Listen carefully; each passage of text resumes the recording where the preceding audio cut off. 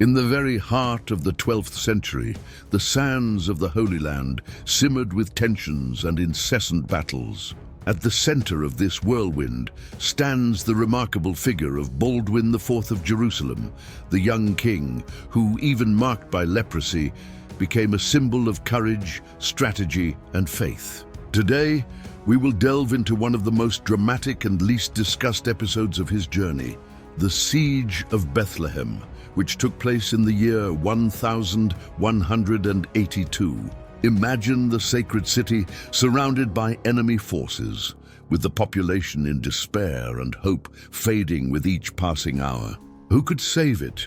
The answer would come on horseback, defying not only a numerous army, but also the limits imposed by the disease itself. Baldwin IV, the Leper King, would stage a daring intervention that would echo through the annals of history. Stay with us until the end to discover how the fate of Bethlehem was decided, what crucial role the king played, and how this episode was revealed. Get ready to relive a chapter of tension, bravery, and unshakable faith in the Holy Lands. In the 12th century, the Latin Kingdom of Jerusalem was living through moments of constant tension. Founded after the First Crusade, its territory was a fragile coastal and inland strip, surrounded by powerful enemies like Saladin's Ayyubid Empire.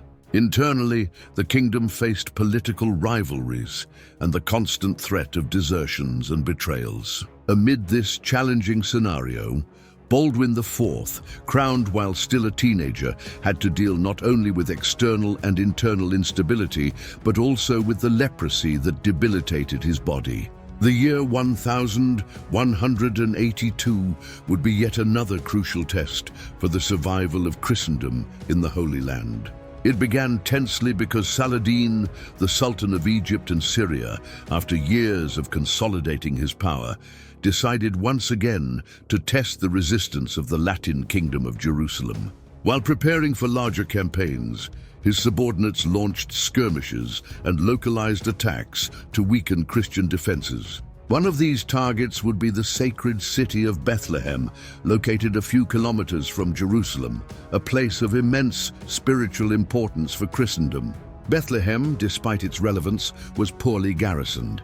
Its number of soldiers was scarce, and many of its inhabitants were defenseless civilians. When news arrived that Muslim troops were advancing on the city, panic quickly spread. There was a real fear that the city would be sacked and desecrated, a devastating symbolic blow to Christian morale. Baldwin, despite his body weakened by leprosy, understood the gravity of the situation. He knew he could not afford to ignore Bethlehem's plea. Thus, he quickly mobilized a force of heavy cavalry, the famous Frankish knights, accompanied by small infantry detachments, and set out in a forced march to aid the city.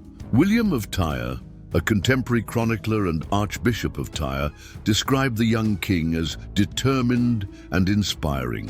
Mounted on horseback, with his skin already marked by the wounds of leprosy, Baldwin was still an impressive presence. The image of a sick king personally leading his men in defense of a holy city moved many and reinforced loyalty among his followers. The siege had already begun when Baldwin and his force reached the outskirts of Bethlehem.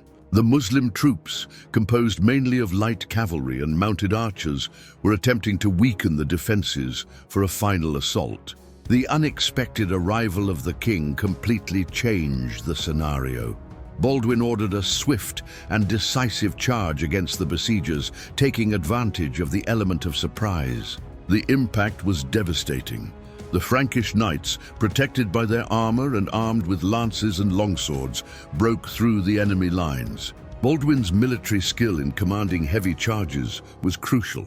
He coordinated the attack to maximize the physical and psychological shock against the Muslim forces, who, caught by surprise and unable to organize effective resistance, quickly retreated.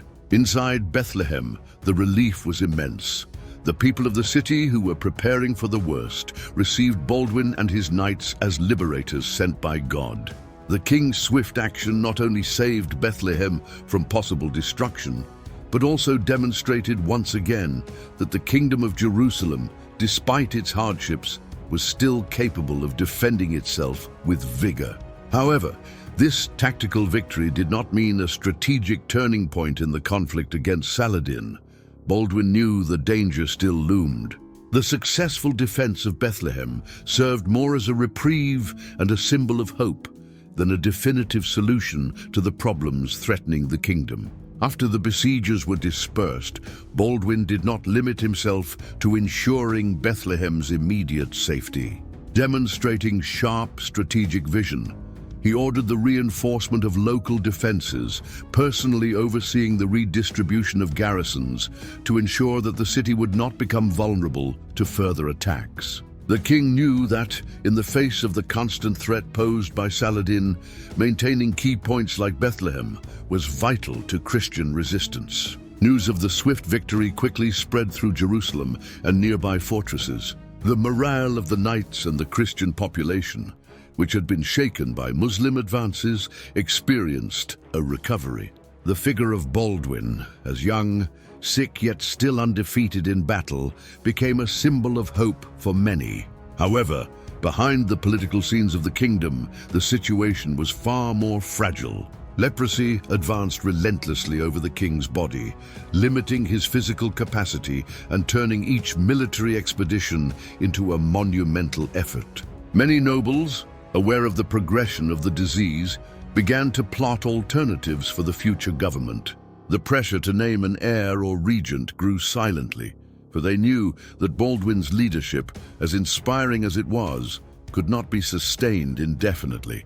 Meanwhile, Saladin, informed of his men's defeat in Bethlehem, intensified his preparations for more ambitious campaigns. If Bethlehem had held out, Jerusalem was still the great prize.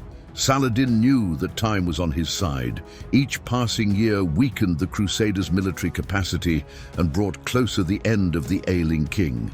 Within Bethlehem, the brief Christian military occupation also brought spiritual consequences. Solemn masses were celebrated in thanks for the victory and for the city's protection. The local clergy took the opportunity to reinforce the idea that the survival of the kingdom was a sacred mission, further legitimizing Baldwin's role as defender of the faith. This episode in Bethlehem served to highlight a pattern that would repeat throughout the final years of Baldwin's reign, marked by brilliant and occasional military victories that, though admirable, were unable to stop the rising tide of Muslim forces organized under Saladin. The king's personal skill, his courage and field leadership were extraordinary, but the political and military structure of the kingdom continued to deteriorate. Even so, the siege of Bethlehem would be remembered as a moment of triumph, not just for the physical victory, but for the moral and spiritual demonstration that the Latin kingdom of Jerusalem, though fragile, was not willing to surrender.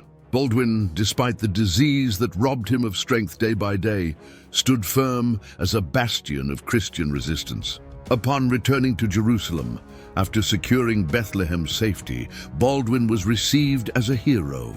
However, not even the applause and celebrations could conceal the harsh reality. The young king was a warrior, marked by finitude. Each battle won was also a race against time. The siege of Bethlehem, in that sense, resonated not only as a military victory, but as a testimony to the indomitable spirit of a king who would never accept defeat, neither by the enemy's sword nor by the leprosy that consumed his body. If you were moved by Baldwin's story of bravery in the siege of Bethlehem, don't forget to like this video, share it with fellow lovers of medieval history, and subscribe to the channel to follow more incredible episodes from the life of this legendary king. Also, leave your comment. What other moment in Baldwin's journey would you like to see told here? Until the next story.